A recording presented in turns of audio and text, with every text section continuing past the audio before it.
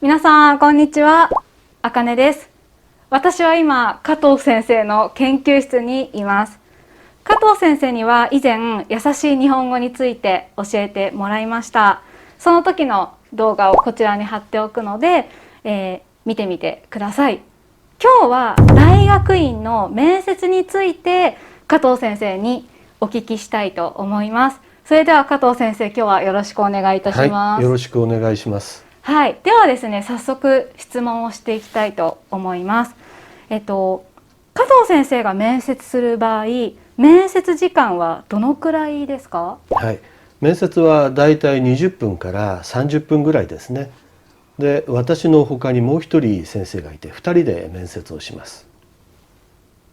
はい、ありがとうございます。ちなみにこれは大学院によって、あと先生によって違うので、一つの参考として聞いてみてください。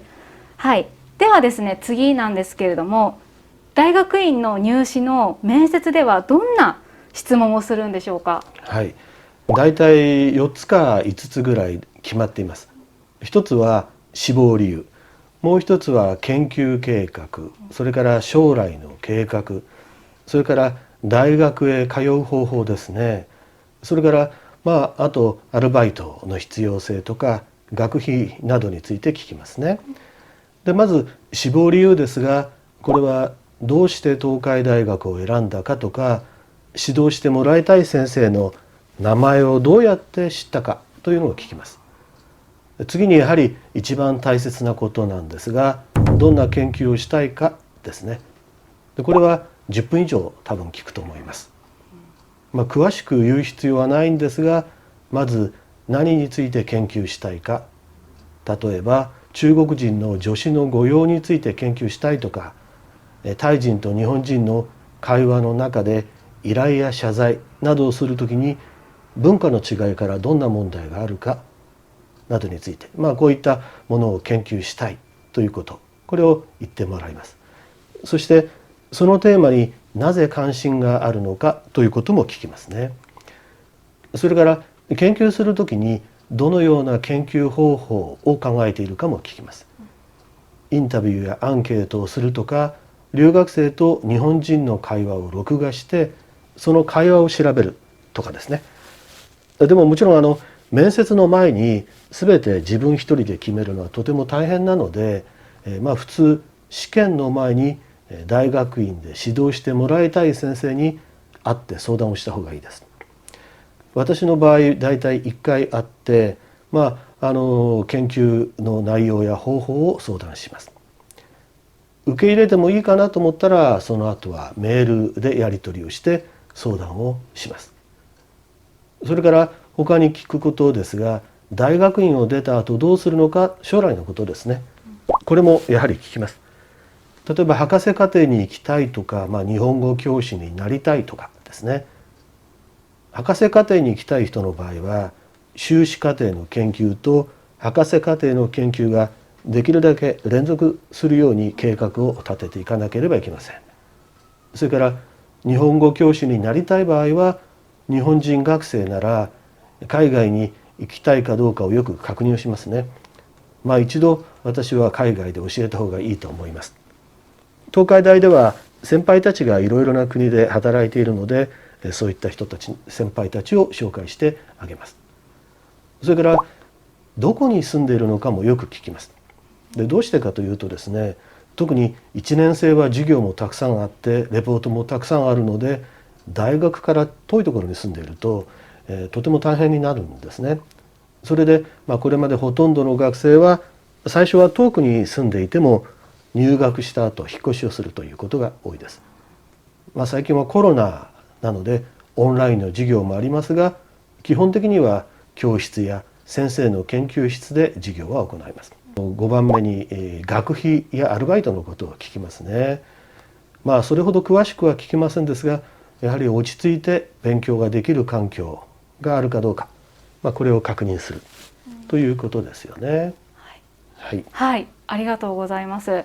確かに大学院に行きたいなら、やっぱりその教えていただきたい先生の研究室には絶対に1回は行った方がいいですよね。はい。ありがとうございます。はい、ではですね、次の質問なんですけれども、留学生にだけ聞くことは何でしょうか？はい。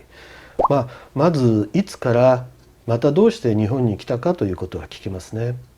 それから日本語学校にいた場合はどこの日本語学校で勉強しましたかとか、あるいは東海大学に友達や知り合いはいますかとか、誰もいないと留学生の場合困った時どうしようかということがよくありますから、いるかどうか知り合いがいるかどうかも聞きます。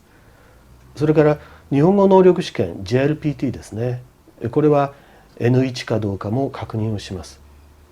普通 N1 が必要なんですね。しかし、タイだとかベトナムだとか非漢字圏の国の人は N2 でも受け入れることがあります。はい、ありがとうございます。では今度は、面接で重視していることをお教えください。はい。まずやはり研究内容を指導できる教員がいるかどうか。なので研究したいという内容を教えられる先生が東海大学にいるかどうか、その確認はやはりしますよね。専門が違って誰も指導できない内容だったら先生も学生も困ってしまいますからね。また留学生の場合は話しながら日本語能力もよく見ています。うまく受け答えができないという判断をされたら合格はやはりできないですね。それから簡単ではないんですけども、人柄や人間性も注意します。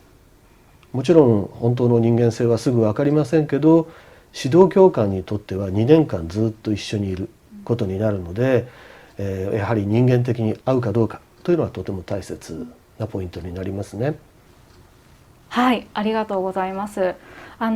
私は東海大学の大学院ではなくて別の大学院で、しかも社会人入学だったので、どんな入学方法を選ぶかによって面接内容も違ってくるとは思うので、これ今まで話してくださったことは一つの参考までとして聞いてくださると皆さん嬉しいです。ではですね、今いろいろな質問を教えていただいたんですけれども、中にはすぐに答えられないものもあると思うんですよね。特に留学生の場合ですと、例えばちょっと聞き取れなかったとか、その単語がわからなかったとか、そういう場合もあると思います。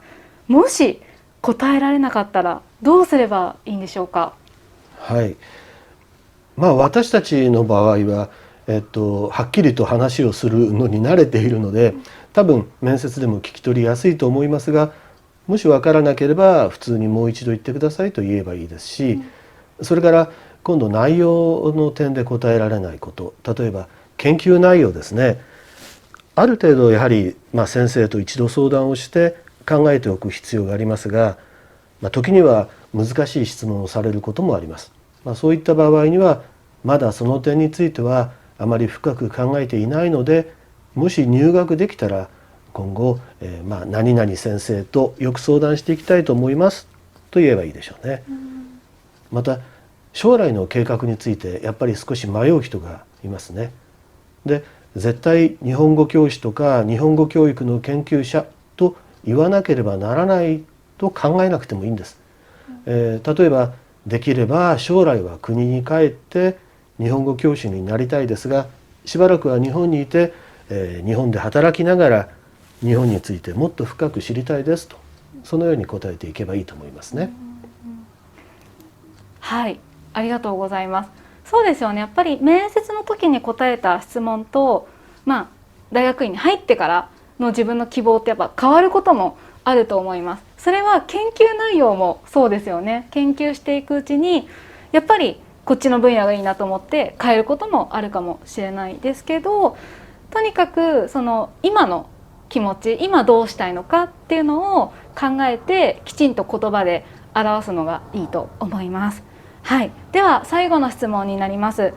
面接の時に注意した方がいいことやアドバイスがあればお願いいたします。はい。一番大きい問題は研究内容なんですが、ぜひ事前に指導してもらいたい先生と相談をしてください。自分だけで考えているととても広い内容になったり、実行が難しいような研究計画を立ててしまうので、専門家によく相談をする必要がありますね。ここが一番大切だと思います。はい、ありがとうございます。皆さんまず大学院に行く前に自分が何を研究したいのか、そしてその研究について教えてくれる、指導してくれる先生がいるかどうかをまずちゃんと調べて、面接の前にその先生と会う。今ちょっと直接会うのが難しければ Zoom とかでも多分いいですよね。はい、そのような形で、とにかく連絡をしてみるっていうことはすごく大切なことだと思います。はい、じゃあもしまた先生のね研究室に興味があるっていう方がいらしたら、一応概要欄の方に先生のメールアドレスを貼っておくので連絡してみてください。はい、今日は先生本当にありがとうございました。ありがとうございました。今日はここまでです。バイバーイ。よし、なんか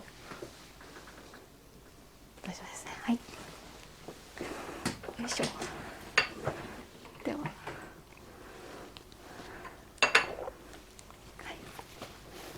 いきます。はい。あれ、私もう一個入ってる。入ってますね。はい。皆さんこんにちは、あかねです。私は今加藤先生の研究室にいます。加藤先生には以前優しい日本語について教えてもらいました。なんで